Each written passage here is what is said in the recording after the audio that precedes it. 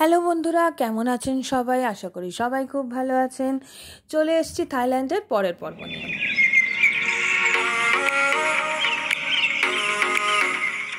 Video শুরু করার আগে আবারও আরেকবার আপনাদের সাথে শেয়ার করে নিলাম আমাদের ট্রাভেল এজেন্টের সমস্ত ডিটেলস।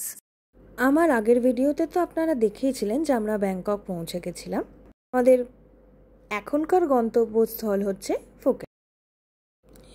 ব্যাংকক থেকে ফুকেট যাওয়ার জন্য যা সমস্ত নিয়মকানুন মানে ইমিগ্রেশন এই সমস্ত কাজ করিয়ে আমরা এয়ারপোর্টেই অপেক্ষা করছি। এরই কিছু মুহূর্ত আপনাদের সামনে তুলে ধরেছি। আগের দিন তো উত্তেজনায় ঘুম হয়নি আপনারা জানেন, তাই একটু ফাঁকা জায়গা পেতে একটু ঘুমিয়ে নিয়েছিলাম জানেন। আর বাবাও এই মুহূর্তটাকে ক্যামেরাবন্দি করতে একদম দেরি করেননি।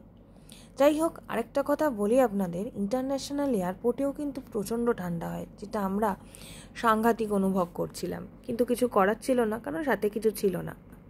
চলুন, আমাদের পরের প্লেনটিও এসে গেছে।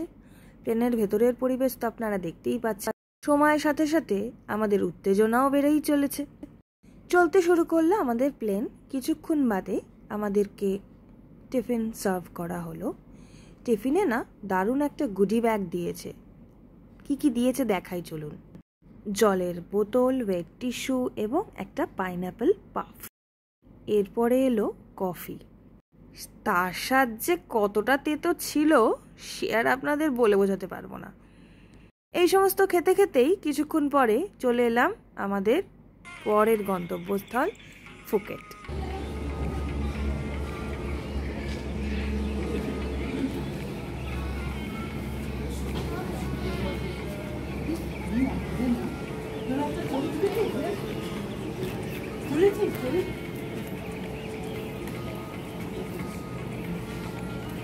ওই যে দূরে সমুদ্র, ব্যাস আমরাও শুরু করে দিলাম ছবি তোলা।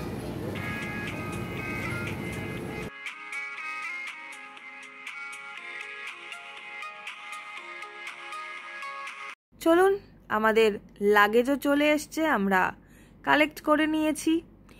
একটা জিনিস খেয়াল করবেন, আমাদের লাগেজের মধ্যে না স্টিকার লাগানো রয়েছে।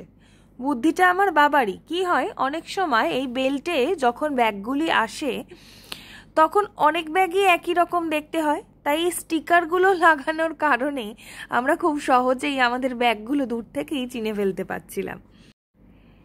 এরপরে তো আর প্লেন নয়, আমাদের গাড়িতে উঠতে হবে।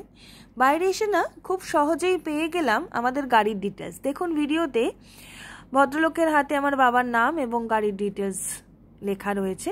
ওনারা প্ল্যাকার্ডটি ধরে দাঁড়িয়েছিলেন, আমরা খুব সহজেই ওনাকে খুঁজে পেয়ে গেছিলাম।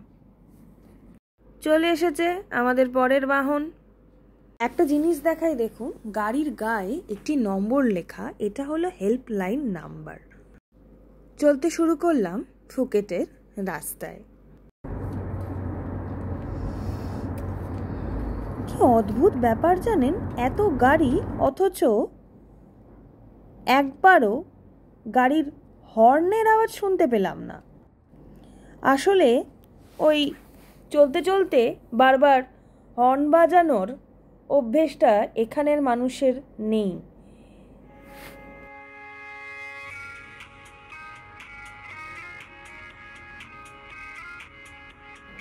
গাড়ির দুই ধারে অনেক অনেক গাছকে আমাদের নতুন বন্ধু বানিয়ে আমরা চলতে থাকলাম। আরে বাস, জাস্ট দেখুন, দেখতে পাচ্ছেন সমুদ্রকে? আহা হা হা, এই পথ যদি না শেষ হয় তবে ঠিক কেমনটা হবে বলুন তো আপনারা। দারুণ কিন্তু। প্রায় চলে এসেছি আমাদের হোটেলের কাছে। হোটেল তো আমাদের আগের থেকে বুক করাই ছিল। আমাদের হোটেলের নাম ছিল বৌমানবুরি রিসর্ট। তাহলে চলুন, আজকে এখানেই শেষ করলাম। হোটেলের সমস্ত তথ্য নিয়ে আসছি পরের ভিডিও। ভালো থাকুন, like, comment, share and subscribe.